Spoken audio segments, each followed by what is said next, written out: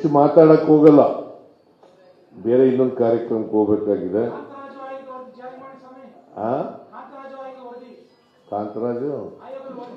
ಕಾಂತರಾಜ್ ಈಗಿಲ್ಲ, ಚೇರ್ಮನ್ ಇಲ್ಲ ಅವರು.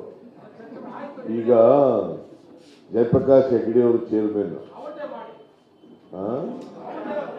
ಅದಕ್ಕೆ ಇನ್ನೂ ಕೊಟ್ಟಿಲ್ಲ, 2 ತಿಂಗಳು ಟೈಮ್ ಬೇಕು ಅಂದಿದ್ರು, ಮುಂದಕ್ಕೆ ಹಾಕಿದ್ದೀನಿ. 2 ತಿಂಗಳು ಟೈಮು ಕೊಟ್ಟಿದ್ದೀನಿ. ಅವ್ರು ಕೊಟ್ಟಾಗ ನಾವು ವರದಿಯನ್ನು ತಗೋಬೇಕಲ್ವಾ? ಸುಮ್ಮನಿರಪ್ಪ ತಮ್ಮ. ಆಯ್ತು, ಒಂದ್ಸರಿ ಹೇಳಿದ್ದೇನೆ ಬಿಡಯ್ಯ, ಕಾಂತರಾಜು ವರದಿ ತಗೋಬೇಕು ಅಂತ ಹೇಳಿದ್ಯಾ, ಜಯಪ್ರಕಾಶ್ ಹೆಗ್ಡೆ ವರದಿ ತಗೋಬೇಕು ಅಂತ ಹೇಳಿದ್ಯಾ. ನಾವು ಅದನ್ನ ಕೊಟ್ಟಾಗ ಸ್ವೀಕಾರ ಮಾಡ್ತೀವಿ. ಪುನಃ 15 ಆಯ್ತು ಬಿಡುತ್ತಮ್ಮ, ನೀವು ಹೇಳೋದು ನನಗೂ ಗೊತ್ತಿಲ್ಲ. ಕಾಂತರಾಜು ವರದಿ ಕಮಿಷನ್ ಮಾಡಿದವರು ಕಾಂತರಾಜುಗೆ ಆ ಜವಾಬ್ದಾರಿ ಕೊಟ್ಟರು ನಾನೇ ಅಲ್ವಾ?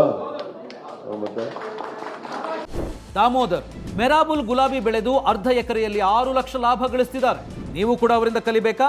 ಅವ್ರ ಜೊತೆ ವಿಡಿಯೋ ಕಾಲ್ನಲ್ಲಿ ಮಾತಾಡಬೇಕಾ? ಈಗಲೇ ಫ್ರೀಡಮ್ ಆಪ್ ಡೌನ್ಲೋಡ್ ಮಾಡಿ. ಆಯ್ತು ಬಿಡಿ. ಈಗ ಯಾರು ಕಾಂತರಾಜು ವರದಿ ತಗೊಂಡಿರ್ಲಿಲ್ವೋ ಅವ್ರ ಬಗ್ಗೆ ಮಾತಾಡೋದೇ ಇಲ್ಲ ನೀವು. ಏನ್ ಮಾತಾಡಿದ್ಯಾ? ಎಲ್ಲಿ ವಿರೋಧ ಮಾಡದೆ ನೀನು? ನೋಡಿ, ಅದಾಯ್ತಲ್ಲ, ನಡಿಯಪ್ಪ.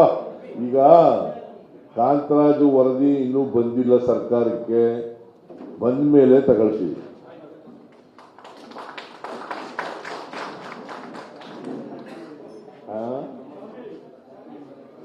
ಬಿಡಪ್ಪ ತಮ್ಮ, ಹೇಗಿದೆ ಈ ಡೈಲಾಗ್ ಮಾಡಕ್ಕೆ ಬಂದಿರೋದು?